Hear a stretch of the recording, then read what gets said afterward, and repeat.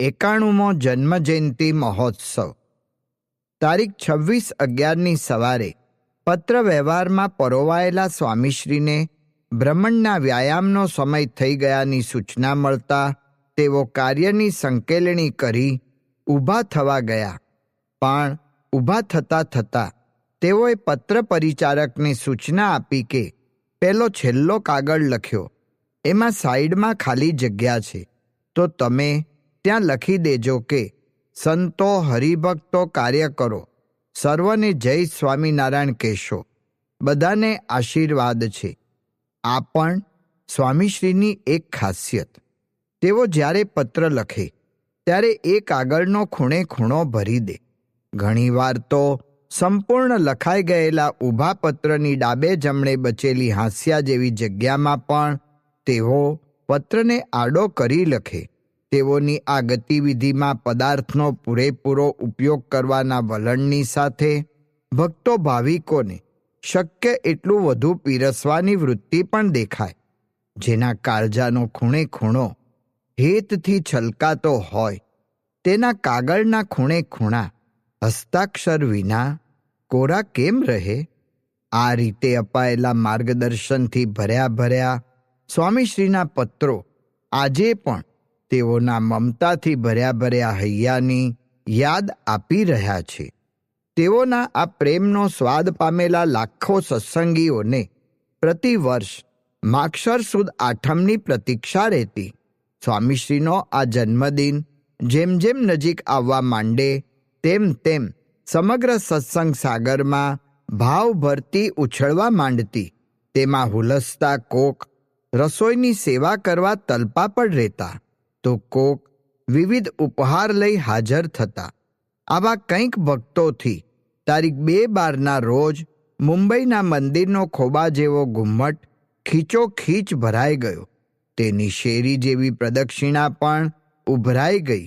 કારણ કે આજે સ્વામીશ્રીની 91મી જન્મજયંતિ આવેલી. દર વર્ષે તો તેઓના જન્મોત્સવે મોટા મેદાનોએ સાંકડા પડે એમ માનવ મહેરામણ ઉમટતો. પરંતુ આ વર્ષે સ્વયં સ્વામીશ્રીએ જ અહીં ધસી ન આવવાનો આદેશ આપ્યો હોવાથી સૌ પોતાના ઘેર બેસી જન્મજયંતિની ગતિવિધિનું જીવંત પ્રસારણ જોવા સજ્જ થઈ ગયેલા. માત્ર મુંબઈના અને સત્સંગના કેટલાક અગ્રણી ભક્તો ભાવિકોથી મંદિર પરિસર ભરચક લાગતું હતું. અલબત્ત આજે સંખ્યા ભલે ઓછી હોય, પણ શોભા તો જન્મજયંતિને અનુરૂપ જ હતી. તેના ભાગરૂપે નીલકંઠવર્ણીની પાર્શ્વભૂમાં ફૂલોની કમાન શોભતી હતી, તો અભિષેક મંડપમાં ડાબી તરફના ખૂણે ઘીમાંથી બનાવેલા નીલકંઠ પ્રભુ દર્શન દેતા હતા. ગુરુ પરંપરા સમક્ષ 91 પ્રકારના ફળ ફળાદીનો ફ્રૂટકૂટ અને તેની આગળ 91 ફૂટ લાંબી કેક પણ આકર્ષક ભાસતા હતા. વળી આજે ઉજવાઈ રહેલા પાટોત્સવ નિમિત્તે મંદિરમાં પણ ઠાકોરજી આગળ અન્નકૂટ ગોઠવાયેલો. તેમાં મોસંબીમાંથી બનાવેલા સિંહ, દ્રાક્ષમાંથી રચાયેલા મોર અને જાંબુમાંથી તૈયાર થયેલા હાથીની કલાકૃતિઓ કુતૂહલ જન્માવતી હતી. તો મંદિરના થાંભલે થાંભલે અને કાંગરે કાંગરે ઝૂલી રહેલા પત્ર પુષ્પ તથા વનવલ્લરી તેમજ ઝળહળતા રંગબેરંગી વીજ દીપકોની હારમાળા વગેરે પણ ભભગાદાર બની નિખરી ઉઠેલા. આ સકળ શોભાને સાર્થક કરવા આવી પહોંચેલા સ્વામીશ્રીએ મંદિરના 3 ખંડમાં આરતી ઉતારી મંગલતા પ્રસરાવી દીધી. તે પછી તેઓ હનુમાનજીના ડેરા પાસે પધાર્યા ત્યારે અહીં સુશોભન રૂપે ચાણસદના પ્રાગટ્ય સ્થાનની ઓસરી ખડી કરવામાં આવેલી. તેની આગળ બિરાજી સૌ પર અમૃતધારા ઢોળતા સ્વામીશ્રીએ કહ્યું, સર્વે સંત હરિભક્તોની પણ જય જય જય. શાસ્ત્રીજી મહારાજ અને યોગીજી મહારાજના આશીર્વાદથી અત્યારે કાર્ય થઈ રહ્યું છે. આપણે કાંઈ કરી શકતા નથી. આપ બધાને પણ એવા શ્રદ્ધા વિશ્વાસ છે. જો તે ન હોય તો આવો ભીડો વેઠાય નહીં, અહીં અવાય નહીં, અને આવીએ તો આવા ભીડામાં બેસી ન શકાય. પણ એક જ છે કે ભગવાનને રાજી કરવા છે તો આજે પોતાના સ્વભાવ પ્રકૃતિ મૂકી નમ્ર થઈને આ ભીડામાં રહેવાય છે. બખ્તર પહેરેલું હોય એને કંઈ વાગે નહીં, એમ આપણું આત્મારૂપ બખ્તર છે. એનો સારો ઉપયોગ કરીએ તો વધારે સુખી થવાય. હું આત્મા છું અને પરમાત્મા સહજાનંદ સ્વામીનો સેવક છું, દાસ છું. જ્યારે આ જ્ઞાન થાય છે ત્યારે પ્રકૃતિ આખી બદલાઈ જાય છે. એ વાતની દ્રઢતા થઈ છે તો અહીં આવીને બેસાય છે ને આવો ભીડો વેઠાય છે. આ અમારા ડૉક્ટર સાહેબ છે, એ અમારી સારવાર કરે છે તો આજે બેઠા છીએ. નહીતર જવાના જ હતા, ભગવાને ઉપાડ્યા જ હતા. હું ભરૂચમાં હતો ને ત્યાં એટેક આવી ગયો. મને તો કંઈ ભાન જ નહોતું, પણ યંત્ર ચઢાવ્યા ને આજે બેઠા થઈને આવ્યા છીએ ને તમારા દર્શન થયા. નહીં તો ઉપડી જ જવાના હતા. ભગવાને રક્ષા કરેલી. આપણી દોરી ભગવાનના હાથમાં છે. એટલે આવા ને આવા તમે રાજી રહેજો.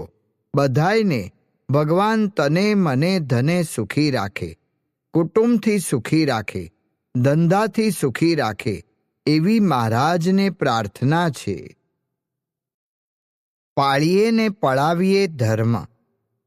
તારીખ 4/12ની રાત્રે પત્ર વ્યવહાર ચલાવી રહેલા સ્વામીશ્રી પર આવેલા ફોનમાં એક મંદિરના વ્યવસ્થાપકે પૂછ્યું કે બાપા, 10મી તારીખે થનારા ચંદ્રગ્રહણના દિવસે પ્રેમવતી ઉપાહાર ગૃહ ચાલુ રાખવું કે નહીં? ગ્રહણમાં તો નિયમ સાચવવા જ જોઈએ ને. ધાર્મિક રીતે પણ આપણે માનીએ છીએ તો તેમ કરવું જોઈએ. અર્થાત ઉપાહાર ગૃહ બંધ રાખવું. સ્વામીશ્રીનો આ પ્રતિભાવ સાંભળી પેલા વ્યવસ્થાપકે જણાવ્યું, તો આ અંગે જાહેરાત આપી દઈએ. 80,000ની ખોટ જશે. આપણે તો સત્સંગને ધર્મ સચવાય એટલે સારું થશે. ખોટ ખાવાની પ્રેમપૂર્વક સંમતિ આપતા સ્વામીશ્રીએ કહ્યું, તેઓની રીત જ હતી કે પાળીએ ને પળાવીએ ધર્મ, કદી કરવા ન દઈએ કુકર્મ. સંસારથી અંતરમાં વિરક્ત. ધન માટે ધર્મને કદી ન ઉવેખનારા સ્વામીશ્રી તારીખ 7/12ની સવારે જેવા પોતાના નિવાસ કક્ષની બહાર પધાર્યા કે ત્યાં જ તેઓનું અભિવાદન ફૂલ ફુગ્ગાના વિશિષ્ટ શણગારોએ કર્યું. પ્રમુખ સદન અને મંદિરના સંકુલમાં પણ ઠેર ઠેર રંગાવલી તથા દીપાવલીની છટા વચ્ચે 91ના અંકનું સામ્રાજ્ય પથરાયેલું. તો અભિષેક મંડપ અને મંદિરના 3 ખંડમાં ભાત ભાતની કેક કલાત્મક રીતે ગોઠવાયેલી. મેવા મીઠાઈના વ્યંજન કૂટ પણ સૌના મન આકર્ષી રહેલા. તેમાંય મંદિરના મધ્યખંડમાં રાખેલી કેકની વચ્ચે મૂકેલી એક મીણબત્તી પ્રગટતા જ જાણે કમળપત્ર ખીલતું હોય તેમ ઝળહળી ઉઠેલી બીજી 8 મીણબત્તીઓ સૌને અચરજનો અનુભવ કરાવી રહી. આ તમામ ગતિવિધિ આજે અંગ્રેજી તારીખ અનુસાર આવેલા સ્વામીશ્રીના 91માં જન્મદિનને અનુરૂપ ખૂબ ઉમંગભેર સંપન્ન થઈ. પરંતુ તેમાંથી પસાર થયેલા સ્વામીશ્રી મંદિર દર્શન બાદ લિફ્ટમાં ઉપર જતી વખતે પૂછ્યું, આજે આ બધા શણગાર શાના છે? તેઓની આ જિજ્ઞાસા જાદુની જેમ સૌના મન પર ફરી વળી. વ્યક્તિ માત્ર માટે કેલેન્ડરમાં સૌથી પ્રિય દિવસ પોતાનો જન્મદિન હોય છે, પરંતુ સ્વામીશ્રી તો તેથી બિલકુલ બેખબર જણાયા. આટલું સુશોભન પણ તેઓના માનસ પટ પર જન્મદિવસની યાદ તાજી કરાવવામાં નિષ્ફળ નીવડ્યું. મંદિરની પ્રદક્ષિણામાં તો જન્મદિનની વધાઈ આપતા કિશોરોએ નૃત્યના થઈકારા કરેલા, પરંતુ તે પણ સ્વામીશ્રીની મનોભૂમિ પર જન્મજયંતિની કોઈ છાપ ઉપસાવી ન શક્યા. જે સ્વામીશ્રી ભક્તોની 5 પેઢીઓ કડકડાટ બોલી જતા, જે સ્વામીશ્રી મંદિરના સરવૈયાઓની ઝીણી વિગતોને પણ વર્ષો સુધી યાદ રાખતા, જે સ્વામીશ્રી જ્યાં પોતે 20-25 વર્ષ પૂર્વે ગયા હોય તેવા ગામના મંદિરોની ભૌગોલિક રચનાઓને પણ ઈદમ કહી દેતા તે સ્વામીશ્રીમાં આજે પોતાના જન્મદિનની વિસ્મૃતિ જોવા મળી. તેથી વિસ્મિત થયેલા એકે કહ્યું, બાપા, આજે અંગ્રેજી તારીખ મુજબ આપનો જન્મદિવસ છે. લ્યો, એમાં શું? તુચ્છકારનો ભાવ દર્શાવતું હાથનું લટકું કરતા સ્વામીશ્રી બોલ્યા. તેઓના આ શબ્દો અને ચેષ્ટા સંસારથી અંતરમાં વિરક્ત તરીકે તેઓની છબી છાપતા ગયા. સર્વદાસના દિલમાં હી વસ્યા. તારીખ 7/12ના રોજ નવસારી ક્ષેત્રના શાંતાદેવી નગર તથા સોરઠના, અવતડિયા અને વેરાવળના મંદિરોની મૂર્તિઓમાં પ્રાણ પ્રતિષ્ઠિત કરી સ્વામીશ્રીએ ભોજન ગ્રહણ કર્યું. ત્યારબાદ પત્રલેખનમાં પરોવાયેલા તેઓ પર આવેલા ફોનમાં સંત સ્વરૂપદાસ સ્વામીએ કહ્યું, બાપા, અમારા ઝાલાવાડ પંથકમાં આપે ખૂબ બીડો વેઠ્યો છે. તેથી અહીંની એક સભામાં મારે કથા કરવાની થઈ ત્યારે મેં આપે ઉઠાવેલા એ બીડાના પ્રસંગો કયા હતા? ભીડો પડ્યો એવી વાત શું લેવા કરી? સ્વામીશ્રી બોલ્યા. તેઓને છતરાયા થવા કરતાં છુપાયેલા રહેવાનું જ વિશેષ સ્થાન. પરંતુ સૂર્ય કદી ઢાંક્યો રહે તેમ સ્વામીશ્રીના ઉર્જા અને ઉજાસ પણ ખૂણે ખૂણે પ્રસરતા જ રહેતા. તેથી સચેતન થયેલા ગોગંબાના શ્રી રમેશભાઈનો મની ઓર્ડર આ અરસામાં મંદિરના સરનામે આવી ચડ્યો. તેની સાથે મોકલેલા પત્રમાં તેઓએ શબ્દો ટાંકેલા કે દરજી કામમાંથી કમાયેલા આ 240 રૂપિયા હું મોકલું છું. પ્રમુખ સ્વામી મહારાજને આમાંથી થાળ જમાડજો. હું અને મારા પત્ની સ્વામીશ્રીના નિરામય સ્વાસ્થ્ય માટે 1339 દિવસથી ફરાળી ઉપવાસ કરીએ છીએ. આ જ ભાવિકે સ્વામીશ્રી જ્યારે માંદગી ગ્રહણ કરી ભરૂચથી અત્રે મુંબઈ પધાર્યા ત્યારે પણ દવા પેટે 51 રૂપિયા મનીઓર્ડરથી મોકલી આપેલા. ઠેર ઠેર પથરાયેલા આવા ભક્તો ભાવિકોના પ્રેમમાંથી પણ સ્વામીશ્રીનો પરિચય વિશ્વને મળતો રહેશે. સતત સતર્ક. તારીખ 10/12ની સાંજે પત્ર વાંચન કરી રહેલા સ્વામીશ્રીના હાથમાં આવેલા ફેક્સમાં એક વાલીનો વલોપાત હતો. સંસ્થા સંચાલિત વિદ્યા મંદિરમાં ભણતો તેઓનો પુત્ર પોતાના મિત્રો સાથે ચોર માર્ગે નિસરી ફિલ્મ જોઈ આવેલો. તે બદલ માફી માંગતા આ પિતાએ લખેલું, ભૂલ તો મારા દીકરાની જ છે. આમાં કોઈ સંતો કે કાર્યકરની ભૂલ નથી. તો પરંતુ આ વિગતને અલગ જ અભિગમથી મૂલવતા સ્વામીશ્રીએ પત્ર પરિચારકને કહ્યું, હોસ્ટેલમાંથી છોકરા નીકળ્યા ત્યારે સલામતીવાળા નહોતા? તેઓ કેવી રીતે ભાગી ગયા? તપાસ કરાવો. આમ જણાવી સ્વામીશ્રીએ તે શાળા સંકુલના વ્યવસ્થાપકોને ફોન જોડાવ્યો. તેમાં જાણવા મળ્યું કે પરિસરની પાછળ આવેલો એક રસ્તો એવો હતો, પણ તે હવે સીલ કહેતા કે બંધ કરી દીધો છે અને સલામતી જાળવનારા પણ જાગૃત થઈ ગયા છે. આ સાંભળી સ્વામીશ્રી સંતોષ પામ્યા. 91માં વર્ષે પણ તેઓની આવી જાગૃતિ જ સમગ્ર સંસ્થાને ચુસ્ત અને ચોક્કસ રાખતી. તેઓનું સતત સતર્ક નેતૃત્વ આ સંસ્થાના કોઈ પણ છેડે છીંડું પડવા ન દેતું. તેથી જ તો આટલી જૈફ વયે સ્વામીશ્રી આજની સાંજે 6:15 વાગે શરૂ થતી ચંદ્રગ્રહણની સભામાં વેળાસર પધારી ગયા. આપણાથી આરામ થાય એવો જ નથી. પ્રમુખ સદનમાં 13મા માળે સ્વામીશ્રીના ઉતારાની બહાર આવેલી અગાસીમાં ગ્રહણની સભા યોજાઈ હતી. અહીં કાચની દિવાલ ધરાવતી પરસાળમાં સ્વામીશ્રીનું આસન સજાવવામાં આવ્યું હતું. આજે ઘણા લાંબા સમયગાળા બાદ 6:15 વાગ્યાથી 9:45 વાગ્યા સુધી તેઓનો દર્શન લાભ મળવાનો હોવાથી સભામાં ગોઠવાઈ ગયેલા સંતો સાધકો આનંદમાં ઝૂમી રહેલા. સૌની આ ખુશીને વિવિધ વિડીયો શો, રસપ્રદ પ્રશ્નોત્તરીઓ, રોચક પ્રસંગ કથન વગેરે કાર્યક્રમો વધુને વધુ ઊંચે ચડાવતા ગયા.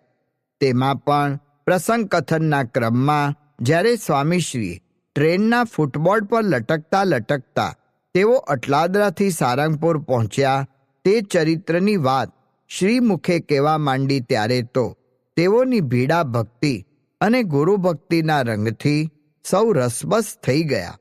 આ રંગ કાયમી રહે તે માટે ઉદ્ઘોષકે સ્વામીશ્રીને જ અરજ કરી કે, બાપા, આપે આપના ગુરુને ભીડો વેઠીને પણ રાજી કર્યા છે, તો અમારા જીવનમાં આવી ગુરુ ભક્તિ આવે એવા આશીર્વાદ આપજો.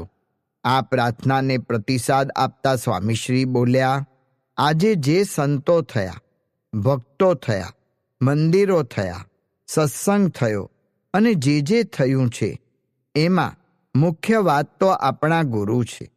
જોગી મહારાજનો સંકલ્પ હતો કે સાધુ વધો, મંદિરો થાવ ને હરિભક્તના દેશકાળ સારા થાય. આ 3 સંકલ્પ એવા દ્રઢ હતા તો અત્યારે એ થયું છે. અક્ષરધામ આપણા કોઈની કલ્પનામાં ન આવે એવું અદ્ભુત થઈ ગયું. કરતા કરતા એટલું ભવ્ય થઈ ગયું કે દેશ પરદેશના હજારો માણસો આવે છે. એટલે કહેવાનું શું કે એમનો સંકલ્પ બળ્યો. તમે બધા સાધુ બન્યા છો ને સાધુને એટલી બધી શક્તિ કે ગામડે ગામડે ફરે છે ને કાર્ય કરે છે. આદિવાસીમાં પણ સત્સંગ વધી ગયો. બધા સંતો પ્રેમથી, મહિમાથી સારી રીતે હરિભક્તોને સત્સંગ કરાવવો, મંદિરના કામકાજ કરવા વગેરે કરે છે. ભગવાનનું કામ તો ભગવાન જ કરે છે, પણ આપણને બધાયને આવી સેવા મળી છે તો અગવડ સગવડ હોય તો પણ કથા વાર્તા કરીને સારું કાર્ય થાય એ આશીર્વાદ. સ્વામીશ્રીની આ વહાલભરી વાણી વિરમતા જ ગ્રહણ સમાપ્તિની ધૂન ઉપડી. તેના છેડે ગુરુ પરંપરાનો જયનાદ ગુંજ્યો ત્યારે સ્વામીશ્રીએ પણ સબ સંતન કી જય ગજવી આનંદ સાથે સમૈયાનું સમાપન કર્યું. આમ આજે આરંભથી અંત સુધી તેઓએ એવો અમૃત મેઘ વરસાવ્યો કે સૌના હૈયા તરબતર થઈ ઉઠ્યા.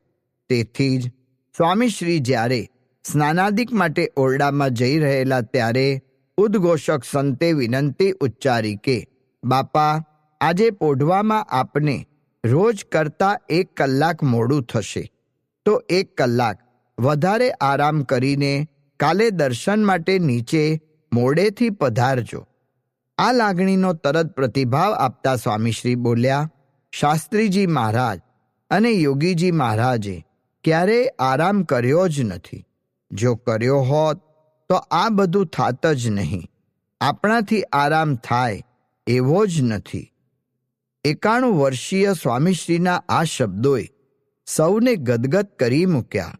સંતો, સત્સંગીઓ અને સમાજ સુખ ચેનથી સૂઈ શકે તે માટે પોતાના આરામને હરામ કરી વિચરનારા હતા તેઓ.